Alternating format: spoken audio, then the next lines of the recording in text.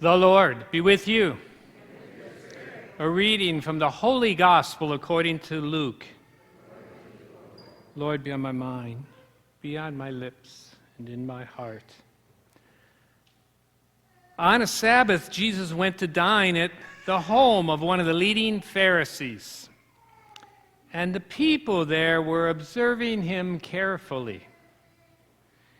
He told a parable to those who had been invited, noticing how they were choosing the places of honor at the table.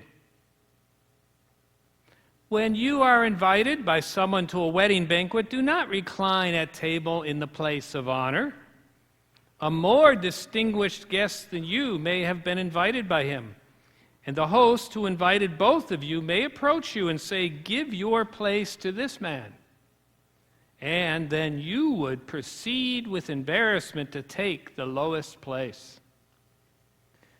Rather, when you are invited, go and take the lowest place, so that when the host comes to you, he may say, "My friend, move up to a higher position." Then you will enjoy the esteem of your companions at table. For everyone who exalts himself will be humbled, but the one who humbles himself will be exalted. And then he said to the host who invited him, "When you hold a lunch or a dinner, do not invite your friends or your brothers or your relatives or your wealthy neighbors, in case they may invite you back and you have repayment.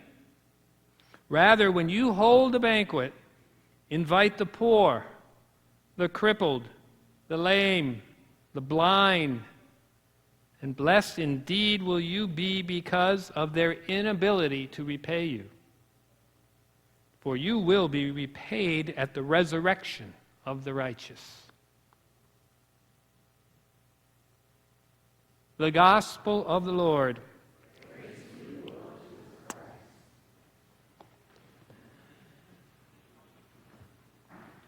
Now, at first hearing, it may seem that Jesus is out of character. Seems like he's advising people how to gain worldly esteem and be honored in the eyes of others, eh? Well, we know that that's not what he's doing, right? It was common, I'm told, at banquets back then that the hierarchical society would have different places for people to sit based on their importance. And so when people would come, there would be this type of jockeying, and people were familiar with this. And so Jesus is merely using this as an example to teach a spiritual lesson. And that lesson was that those who exalt themselves will be humbled, but those who humble themselves will be exalted. So today's reading and even the first reading are about humility. Today I'd like to talk a little bit about humility. And guess what? You are very fortunate this morning, because I am an expert in humility. That's right. I am so humble that they named me humble. They named me Paul. You know what Paul means? Paul means humble.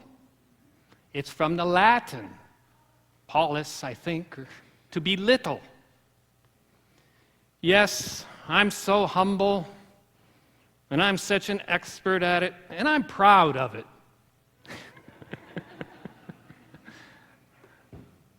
Sounds like a joke, doesn't it? Perhaps you've even heard the joke. But the message of the homily today, that can be a true statement if we understand what humility truly is. You see, the world confuses what the word humble means. The world thinks to be humble means you let people walk over you, that you don't have self-esteem, that you are not noticed. But even by the world's standards, I propose that humble people are not that way at all. And so, who are some of the people by the world's standards that are great and to be admired. Stop it. I knew you were going to say stuff like that, holy stuff. She said St. Teresa. Were you at the last Mass? The world is very good.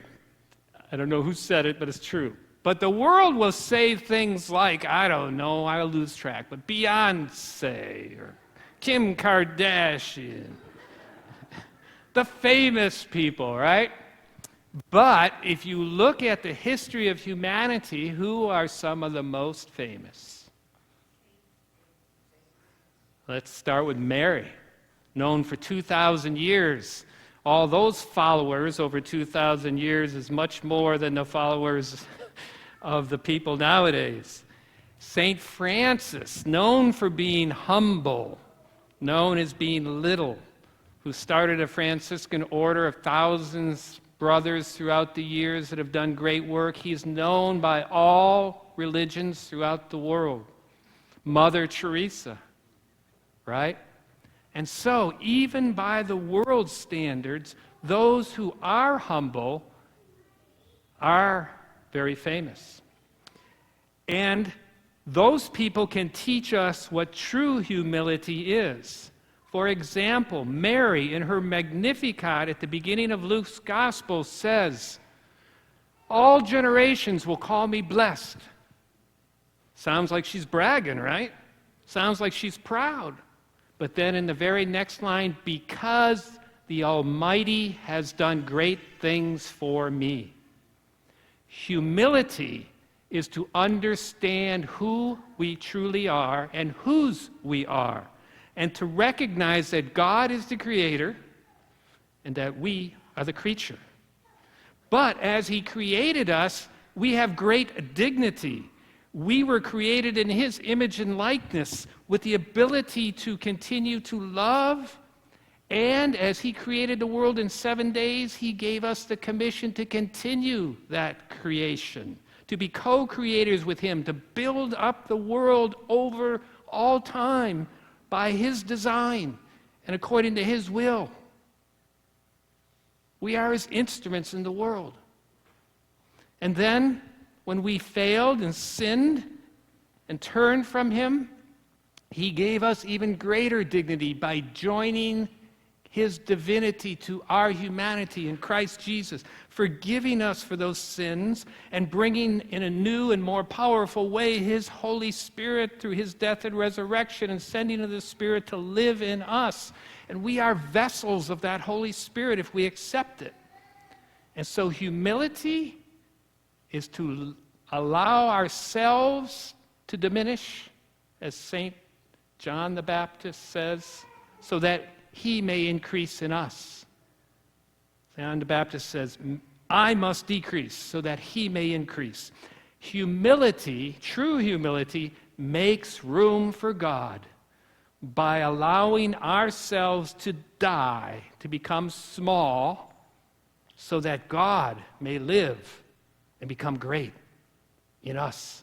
And then by that power, we are called to do great things, but knowing that it's always by God working through us. And so this is true humility, to make room for God. And it overflows into our relationships too. A humble person, at first reading from Sirach, says will be loved more than a giver of gifts. Why? Because a humble person makes room for the other. And in a relationship exalts the other and honors the other, so that not one person may rise above the other by pushing the other down, but the other may in reverence lift up the other, so that both together rise. And so by humility, our relationships become better than they ever could become if we exalted ourselves. By humility, our families are better, more united, more holy. And by humility, our church and our world. And so humility is a great thing. It's the principle, the founding rock of all holiness, because it makes room for God in our lives. It recognizes who we truly are and allows God to be part of that creation. And so how do we foster humility in our life? The first and most important way, I think, is prayer. And when we pray, to put ourselves in the presence of God in awe and wonder, and recognize who God is, and compared to that, who we are, dependent totally on that God. And then to recognize the dignity and the dreams He has for us to live in us and through us be a reflection of His love, and no matter what situation we find ourselves, that is what we're called to do. And so in order to do that, that crucifix is a great image. We die to self. Take all our ambitions, take all our imperfections, take all of our selfishness, and let it die by giving it to Christ on the cross and die with Him, so that then through His resurrection, He can raise us up and live in us. And so prayer like this.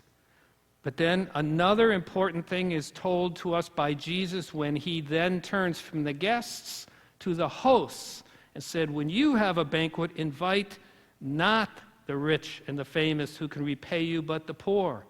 You see, this world seeks for self to be noticed by the rich, famous, and powerful. But the humble person lowers themselves again to the most lowly in our society, to raise them up, because they also, like everyone else, are created in God's image and likeness, and none of us have reached our full potential until all of us have. And so practicing humility by serving others, especially the poor, the lame, the sick, the least among us.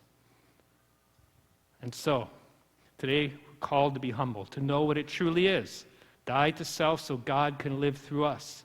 We're called to foster humility in our prayer life and in our service to one another. And we're called to be holy and to do great things through that holiness which comes from humility. And so today, be humble. And if that's the humility that you seek and God gives you, it's okay to be proud about that.